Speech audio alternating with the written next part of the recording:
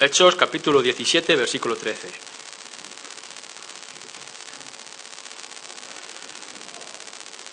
Cuando los judíos de Tesalónica supieron que también en Berea era anunciada la palabra de Dios por Pablo, fueron allá y también alborotaron a las multitudes. Pero inmediatamente los hermanos enviaron a Pablo que fuese hacia el mar, y Silas y Timoteo se quedaron allí. Y los que se habían encargado de conducir a Pablo le llevaron a Atenas. Y habiendo recibido orden por Silas y Timoteo de que viniesen a él lo más pronto que pudiesen, salieron. Mientras Pablo los esperaba en Atenas, su espíritu se enardecía viendo la ciudad entregada a la idolatría. Así que discutía en la sinagoga con los judíos y piadosos y en la plaza cada día con los que concurrían. Y algunos filósofos de los epicúreos y de los estoicos disputaban con él. Y unos decían, ¿qué querrá decir este palabrero? Y otros, parece que es predicador de nuevos dioses, porque les predicaba el Evangelio de Jesús y de la resurrección.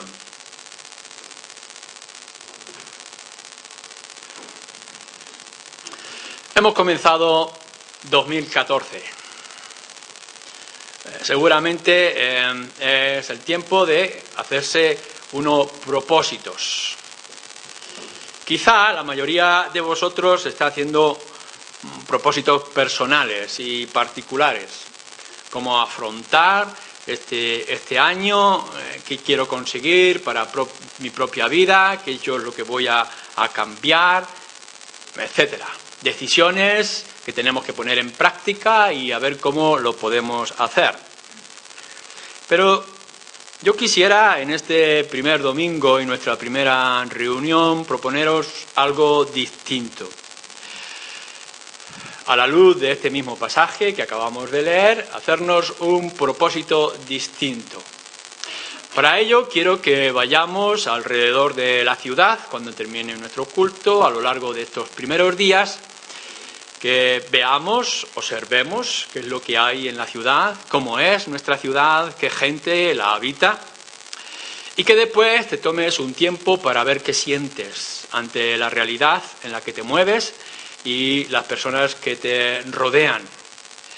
Después de ver la ciudad y de ver qué es lo que sientes, qué es lo que se mueve dentro de ti, pues que tomes decisiones a ver qué es lo que haces y cómo debes de actuar ante esta realidad. Porque de alguna manera es lo que Pablo nos va a enseñar en su experiencia con respecto a Atenas. Para ayudaros en este propósito, en estos objetivos que quiero animaros a tomar cada uno de vosotros, en particular los creyentes, claro, en qué es lo que ves en Ciudad Real, qué es lo que sientes ante lo que ves y qué vas a hacer y cómo vas a actuar. Yo quisiera dar algunas pautas de cómo Pablo actuó en unas circunstancias quizá también parecidas. Lo primero que tenemos que ver entonces es qué es lo que vio Pablo cuando llegó a Atenas. Ya sabéis que él ha estado haciendo un circuito predicando el Evangelio en Macedonia, se ha encontrado con dificultades en los diferentes lugares, ha tenido que salir huyendo, incluso ha llegado a Atenas porque ha tenido que huir. Dice que lo han tenido que tomar casi a la fuerza y llevarlo a Atenas, a un lugar seguro, cerca del puerto, por si acaso tenía que salir pronto, y mientras tanto los otros, parte del equipo, haciendo el trabajo, y luego Pablo que le dice, oye, venid aquí, enseguida. ¿Qué es lo que ha visto Pablo? Bueno, sabemos bastante de la ciudad de Atenas. La historia nos lo dice y además es una de las ciudades más importantes en el mundo griego por la influencia, en particular por el arte. Es una ciudad, como algunos han llamado en aquella época, era la ciudad cultural del mundo. Era el centro del arte griego y también de la antigüedad. Y cómo se había formado. Cada lugar público era un lugar portentoso. Aún en las ruinas que quedan se puede mostrar la inmensidad y la riqueza de aquella ciudad. Alguno me está diciendo que sí porque ha estado por allí, ¿no? Y lo ha podido ver. Partenón, el Foro, el Ágora, pinturas, esculturas, era famosa por el teatro de lo que estaban haciendo allí. Todo eso Pablo en su primer encuentro con Atenas lo puede estar observando. Uno tendría que quedarse admirado ante la riqueza de cultura, de arte, de filosofía, de conocimiento. La historia, la mitología llenaba la ciudad por todas partes. Hombres o nombres que vosotros habéis escuchado seguramente, en particular los estudiantes, Sócrates, Platón, Aristóteles, y todo ese conocimiento que se mostraba en todas las áreas de la vida y en el concepto que uno podía tener de la vida. Nos dice algunas de las escuelas filosóficas, aquí Lucas en su narración, estoicos, epicúreos, etcétera. Todo tipo de filosofías y de escuelas se podían encontrar en cualquier parte. La filosofía era la idea, era el poder pensar, poder descubrir nuevas cosas. Como más adelante estaban diciendo, qué nuevos dioses, qué nuevas ideas nos va a traer, porque estaban hambrientos aquella ciudad de más conocimiento. También tiene su otra parte, o quizás su complemento, y era la inmoralidad. Podemos imaginar que era una inmensa ciudad, y es verdad, Atenas era una ciudad extraordinaria y grande, pero no en las medidas de algunas ciudades en las que nosotros nos movemos en el presente. Pero nos dicen los cronistas que en aquella ciudad habría como unas 3.000 prostitutas religiosas que hacían su trabajo en las puertas y en los lugares de los templos. La prostitución era algo normal y real. La situación de la esclavitud, por ejemplo, de las injusticias sociales, que para aquellos tiempos era algo normal, la insignificancia de las mujeres y encima eran esclavas, o de los niños hasta que llegaban a cierto grado, etc. Pablo podía ver todo esto. En su recorrido, mientras está descansando de la persecución, podía ver toda aquella magnitud y toda aquella suciedad de Atenas. Pero ¿qué es lo que nos dice Lucas que le llama más la atención de Atenas? La idolatría. Cuando ve todo aquel, dice alguno también, el bosque, la palabra que nos está hablando aquí, que estaba lleno de idolatría, era el bosque de ídolos. Por todas las plazas, por todas las calles, en todas las esquinas había templos y había ídolos. Es más fácil, decía alguien de la época, es más fácil encontrar en Atenas un dios que un hombre. Esto lo decía Petronio. Es más fácil encontrar dioses, ídolos, que hombres o personas. Fijaros cómo tendría que ser aquello. Es casi como un templo pagano toda la ciudad. Y a lo que más le llama la atención a Pablo es la idolatría. Seguramente se pondría en un lugar de la plaza o de la ciudad, o llegaría a su lugar de retiro y empezaría a pensar lo bueno, lo malo de la ciudad, pero aquella inmensidad de ídolos, extensión de ídolos, es lo que le llamaba la atención.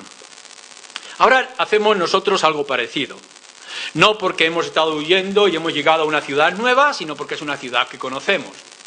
No es necesario siquiera que vayamos al centro de la ciudad, tenemos ya bastante conocimiento, pero vamos a ver qué es lo que nos rodea, qué es lo que la gente busca, qué es lo que quiere, qué es lo que más le llama la atención, cómo llenan su espacio, su tiempo, su mente y su corazón. Podemos acudir a periódicos, revistas, los medios de comunicación, la televisión, para que nos dé una idea general de lo que estamos viendo y de lo que está a nuestro alrededor. Tenemos que salir de nuestra burbuja.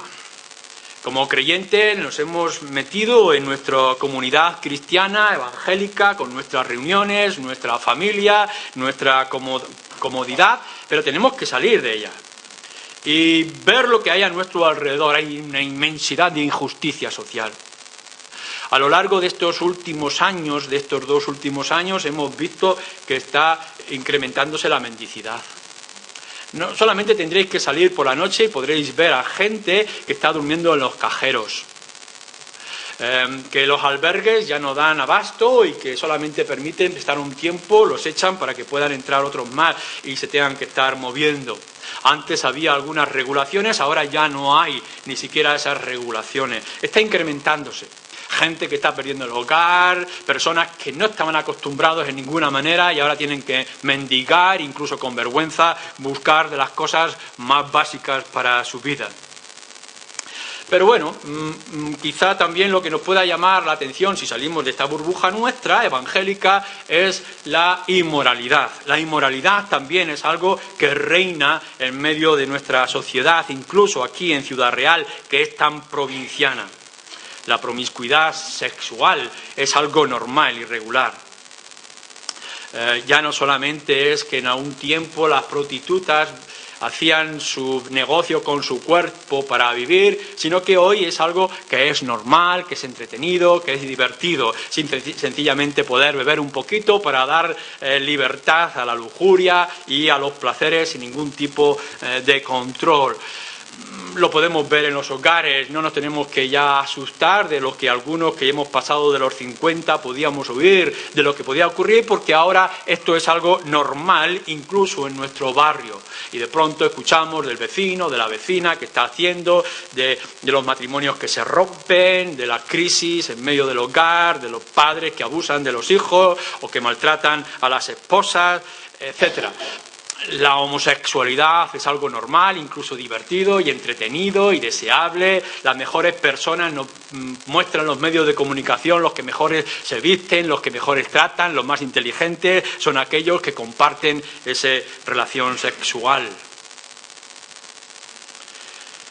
Hay nuevos conceptos. Vamos por Ciudad Real y podemos ver que ya la familia ha cambiado por completo. Ya no era la familia como antes lo podíamos entender, con algunas excepciones, y ahora casi la excepción es lo que se extiende más. Y lo que era normal antes ahora es casi una excepción.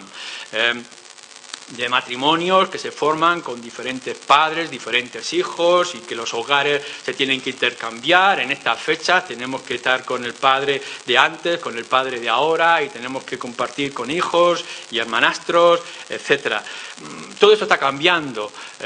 Matrimonios monoparentales, del mismo sexo.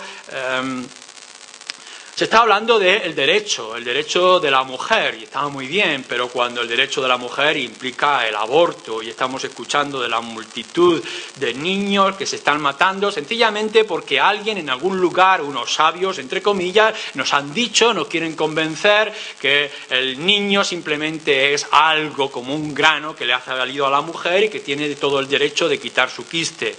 Y, por tanto, tenemos que luchar ante esa frustración que se nos está hablando a nuestro alrededor, abortos por todas clases o de todas maneras. La gran discusión política es sencillamente si hay libertad en cualquier momento para el aborto o si hay que ponerle un plazo de tiempo, y entonces nos alarmamos a todo lo que estamos viendo a nuestro alrededor. Podemos pensar también de Ciudad Real en nuestras propias fiestas. Qué grande es los 3 Reyes Magos y los Papá Noeles colgados en nuestros balcones y la fiesta con las carrozas de esta tarde y los regalitos y chucherías que se van a repartir y los niños que ponen toda su confianza en una ficción y nosotros que acompañamos aquella ficción con adornos. Es un gran entretenimiento que podemos ver en nuestra sociedad, cómo se lancea un toro o cómo se tira la cabra desde un campanario. Y entonces entramos en éxtasis y empezamos a salir en televisión diciendo no hay cosa más extraordinaria y la mayor experiencia de ver cómo la cabra cae. Estas son las curiosidades de nuestra sociedad y de la gente que lo vamos a ver. Salir por la tarde y podréis ver multitudes de gente un poco más allá de nosotros en sus botellones y disfrutando del alcohol. Nuestra ciudad llena de bares y de pubs y de cafeterías y de bancos y de iglesias. Casi podríamos decir que es una copia cambiado de aquellos tiempos pasados. Pero quizá podríamos mirar a otra perspectiva y ver si nosotros seríamos capaces de ver lo que Pablo veía. Lo que a Pablo le llama la atención, tal como nos narra Lucas, es la idolatría. Y tendríamos que decir, ¿hay idolatría en nuestra ciudad? Es verdad que te tiene que enardecer pues lo que ves de abortos y de los conflictos sociales y familiares y todas estas tensiones de injusticia y de hambruna que hay en algunos sitios, pero ¿cómo sentimos nosotros ante tanto cirio y tanta escayola? ¿Somos indiferentes? ¿Cómo es que la gente se inclina ante un pantalón corto y una camiseta o unas cuantas lentejuelas? ¿No os dais cuenta que la mayor importancia y el mayor ídolo de esta época es la lotería y la primitiva y tantas otras cosas? La gente pone su completa y total confianza en un pequeño boleto. Quedamos indiferentes, ¿qué es lo que llama más la atención? Esta idolatría, este paganismo que está a nuestro alrededor o algunas otras injusticias sociales. Lo que más está creciendo en Ciudad Real es el agnosticismo y el ateísmo. Es verdad que algunos están volviendo a la Iglesia Católica y es verdad que algunos de vosotros no lleváis mucho tiempo ya viniendo a la Iglesia y que el Señor está tocando vuestro corazón. Pero lo que más se extiende en la ciudad es el ateísmo. Hay niños que están naciendo, se están criando, hay gente ya adulta que no tiene ni idea de lo que es Jesús, de lo que es el cristianismo. Y lo único que escuchan es la pantomima que ven en los medios de comunicación, la burla de un Jesús o una invención de Belén colgado en la puerta del ayuntamiento. No saben nada acerca del cristianismo. ¿Y entonces qué? ¿Somos nosotros capaces de poder ver esta realidad que está ante nosotros? Estamos volviendo al paganismo antiguo y vasto. Se están inventando nuevas religiones. Y ahora la gente está pensando cuán bueno y cuán importante son las cosas ridículas por las cuales hemos estado luchando y se eliminaron de Europa y que ahora otra vez están entrando. Esta es la realidad. Esto es lo que nosotros podemos ver. Y entonces decimos, ante 2014, ¿en qué me voy a fijar? ¿En que hay muchos bares? ¿En que hay muchos abortos? ¿En que hay mucha inmoralidad? ¿En que hay mucha injusticia? ¿O me voy a fijar en que el corazón del hombre se ha desviado ante un ídolo falso que no le lleva a ningún lugar? ¿Me estoy fijando más en las cosas externas o me voy a fijar en aquello que emana del mismo corazón y que es la fuente de todo lo demás? Bien, ante esta realidad nosotros pasamos a nuestra segunda pregunta. ¿Qué es lo que sintió Pablo cuando vio aquello en Atenas? Cuando vio tanta idolatría ante sus ojos. Bueno, pues nos dice nuestro pasaje, dice que mientras Pablo los esperaba, versículo 16, en Atenas su espíritu se enardecía viendo la ciudad entregada a la idolatría. Su espíritu se enardecía, se exasperaba hasta la misma irritación. No es sencillamente que se sentía incómodo. Cuando pasamos nosotros por algunos de los kioscos y podemos ver algunas de esas revistas, mujeres desnudas y tenemos que intentar desviar nuestra atención o ante esa provocación que vemos a nuestro alrededor de parejas de jóvenes haciendo no sé qué cosas. Pablo podía ver toda aquella idolatría y podía sentirse incómodo y decir, uy, ya no se puede salir a la calle. Me voy a tener que quedar en casa. Ya no se puede ver la televisión por las muchas cosas que salen. ¿Era eso lo que Pablo simplemente decir, evitarlo? El que podamos salir y a nuestros jóvenes y decir, no pases por tal sitio, no vayas a tal lugar, no entres en las discotecas o bares o pubs. ¿Era eso sencillamente? No era simplemente una pérdida del temperamento o de nervios, de ofuscarse, de ir con un látigo golpeando a todos los inmorales y a todos los idólatras de alrededor. Lo que Pablo estaba sintiendo era un dolor inmenso, intenso en su corazón. Un enfado y una tristeza inmensa. No por lo que la gente estaba haciendo como se estaba moviendo, sino por aquella inmensa idolatría, esos falsos ídolos. Dios no existe para ellos, sino unos cuantos ídolos de mármol o de escayola. No era la ignorancia. Había grandes filósofos y conocimiento en la ciudad. No era la confusión de ideas que se compaginaba entre uno y otro de las diferentes escuelas. No era la inmoralidad con sus 3.000 prostitutas en todos los lugares de la ciudad. Lo que a Pablo le preocupaba era la falta de la presencia de Dios. Fijaros lo que nos dice en 2 de Corintios, que no se escribió mucho después de lo que se nos está narrando aquí en el libro de Hechos. Si leéis conmigo en 2 de Corintios, capítulo 11,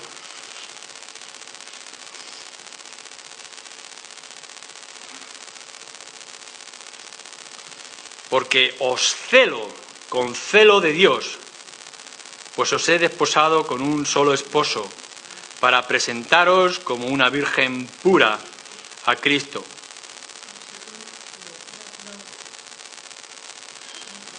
El capítulo 11, versículo 2. Pero temo que como la serpiente con su astucia engañó a Eva, vuestros sentidos sean de alguna manera extraviados de la sincera fidelidad de Cristo. Porque si viene alguno predicando a otro Jesús, etcétera, etcétera, etcétera. Os celo con celo de Dios. Lo que Pablo estaba sintiendo era un inmenso celo por Dios.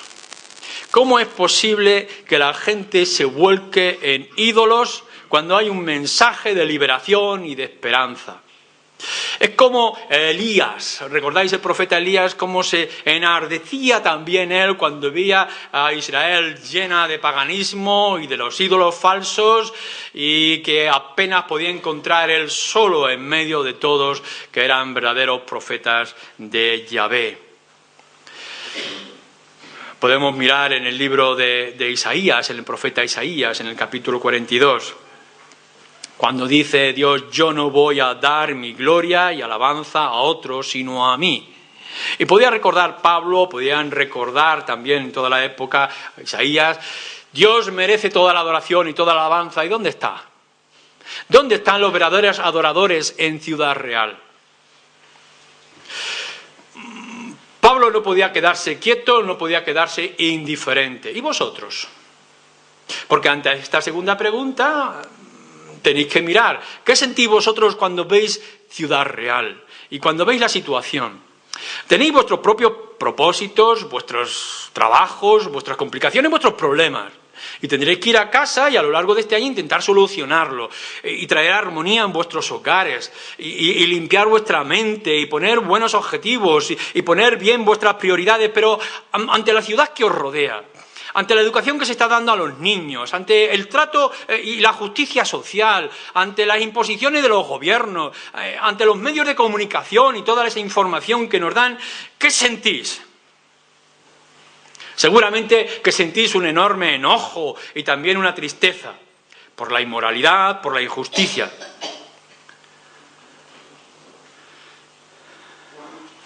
Yo espero que ninguno de vosotros sienta indiferencia. Aunque pueda decir esto no va conmigo. Yo no tengo ningún problema. Yo tengo mi pequeño culto los domingos y yo me voy a mi casa y tengo mi lectura, yo me aíslo, tengo mi burbuja espiritual y tengo mis buenas conversaciones. Y cuando alguien me dice algo, yo me tapo los oídos y me alarmo y no... Yo espero que no sea la indiferencia. Pero tampoco es que vosotros estéis enardecidos, estéis enojados y disgustados por la inmoralidad o por la injusticia, ni siquiera por la ignorancia de la gente, sino porque no conocen a Dios, porque no tienen ni idea de Cristo, porque no hay nadie que se los anuncie, porque lo que conocen de Cristo es una superstición, es una tradición, es una mentira, es un folclore, que el verdadero Cristo no es el de las cayolas o el de las procesiones o el de aquel fondo oscuro en aquel rincón de la catedral. Que lo que nosotros estamos anunciando y lo que tenemos en la Escritura es el Cristo librador, es el Rey de Israel, es el que tiene el poder para limpiar los pecados, es aquel que extiende las manos y dice, venid a mí todos los que estáis cargados y cansados, pero no lo saben y no lo conocen. Y nacen y crecen, viven y se mueren en ignorancia total y completa acerca de Cristo. No sabemos por qué, no sabemos cómo estamos dejando que Ciudad Real y nuestra región, todo a nuestro alrededor, caigan en el oscurantismo. Y que solamente puedan ver a un Cristo sucio colgado en una cruz y no puedan ver al Salvador del mundo.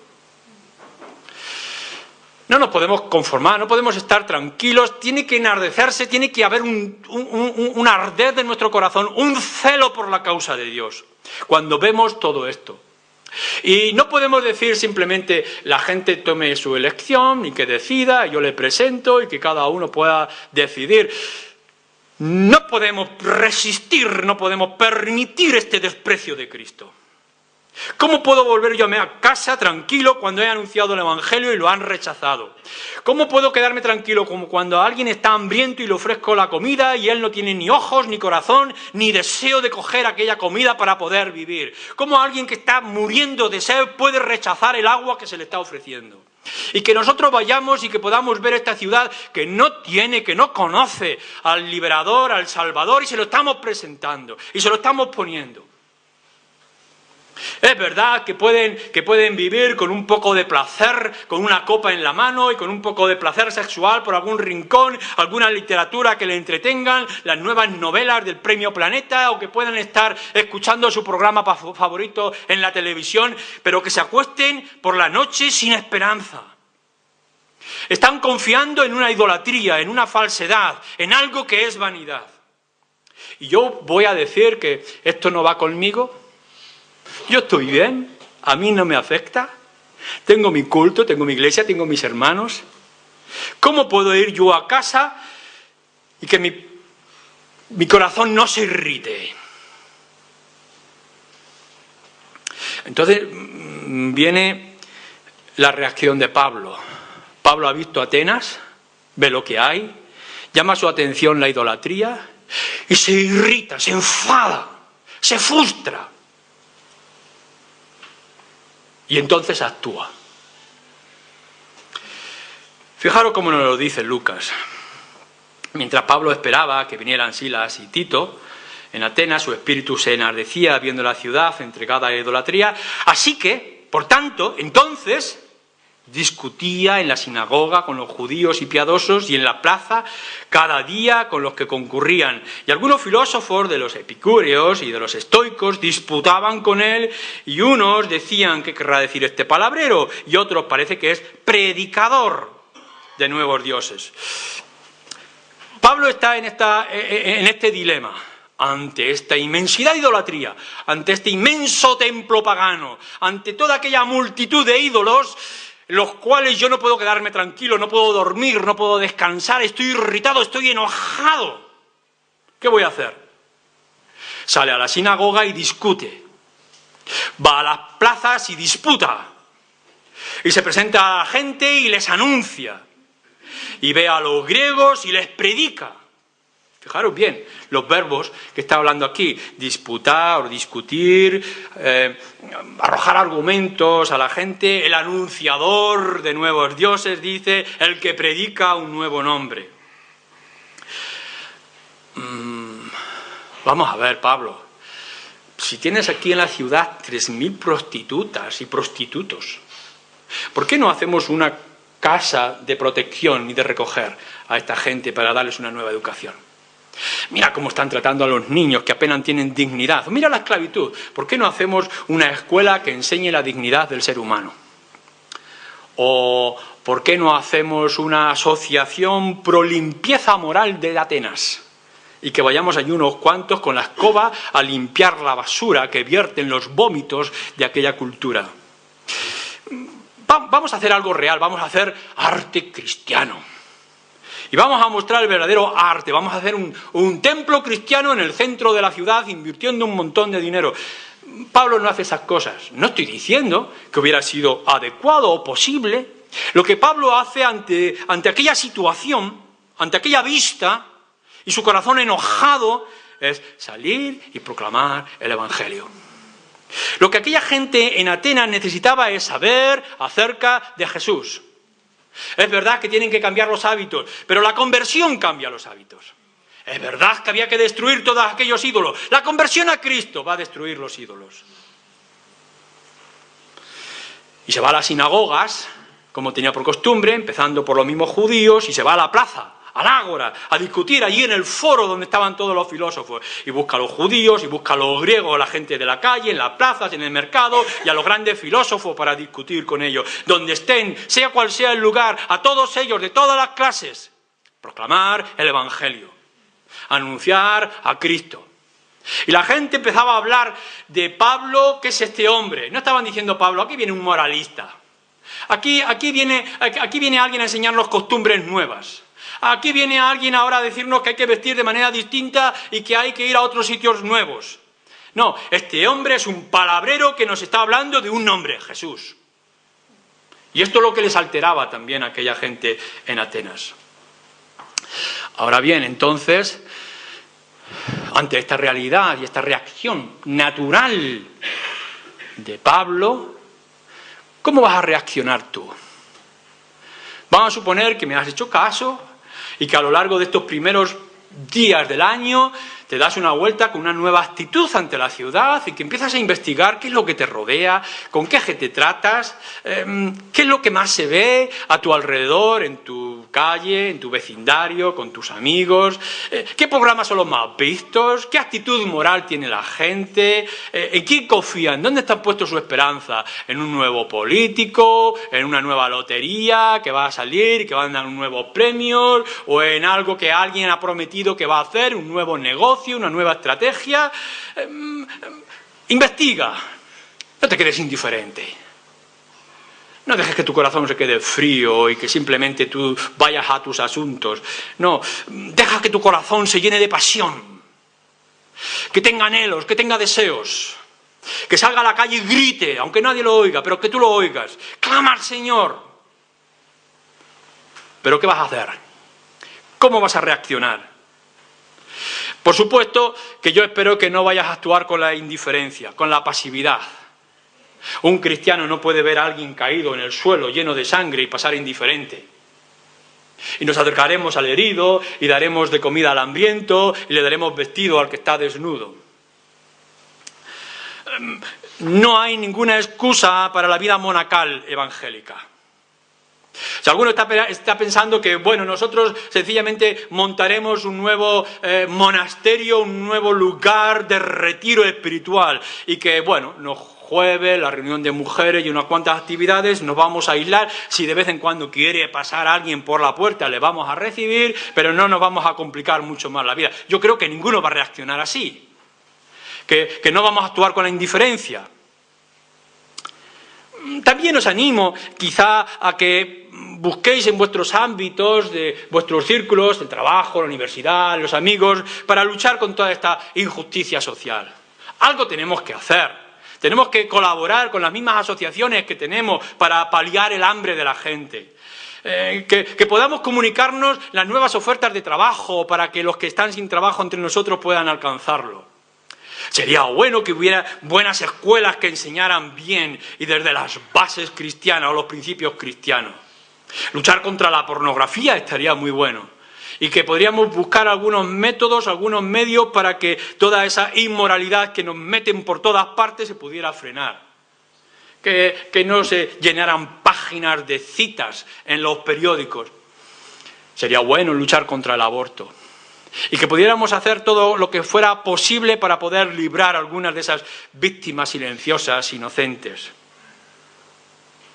Esto es mejor que nada. Yo aplaudo y animo a aquellos que en algunas de estas áreas que vean en su conciencia puedan luchar. Mejor que nada. Mejor es hacer algo aun cuando sea torpe. Pero Pablo no actuó de esta manera. Él fue mucho más lejos.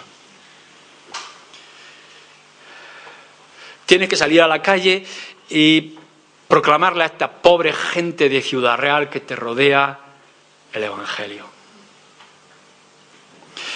Pablo se enardecía, dice, estaba esperando que Silas y Timoteo vengan porque hay que predicar el Evangelio.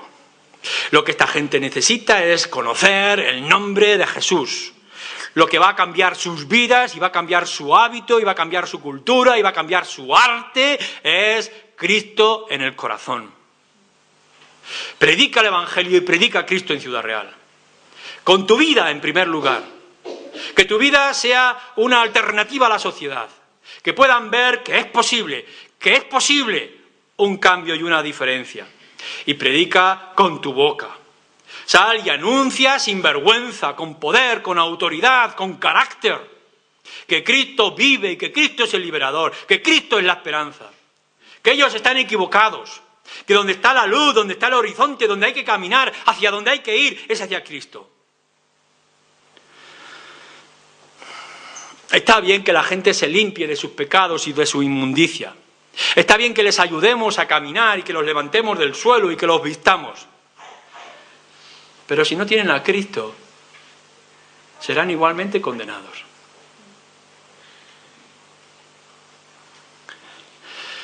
¿Cómo vamos a perder el tiempo a las puertas del infierno limpiando, allanando la entrada? Lo que hay que hacer es ponernos a las puertas del infierno y impedir que la gente entre. Y la única manera que podemos impedir que la gente entre y se condene es que sepan que Cristo es la única esperanza y el único camino. Deja que en el 2014 tu corazón arda de pasión, pero pasión por Dios y pasión por su nombre. No vivas vidas anonadinas, insípidas, sin sabor en este año. Llénate del gozo de saber a quién perteneces, del mensaje que puedes proclamar. Anuncia a los que están a tu alrededor que Cristo ha cambiado tu vida y que puede cambiar la vida de cualquiera. Ve a ellos en todos los rincones, incluso los más alejados, los más imposibles, los más increíbles, y pídele al Señor que te dé poder a la hora de llevar el mensaje. Ve a las sinagogas de Ciudad Real, ve a los lugares de culto de Ciudad Real, ve a los lugares de idolatría, a los lugares oscuros, a los lugares inmundos. En cualquier otro lugar, ve a tu casa, ve a tu hogar, ve a tus hijos, ve a tu gente.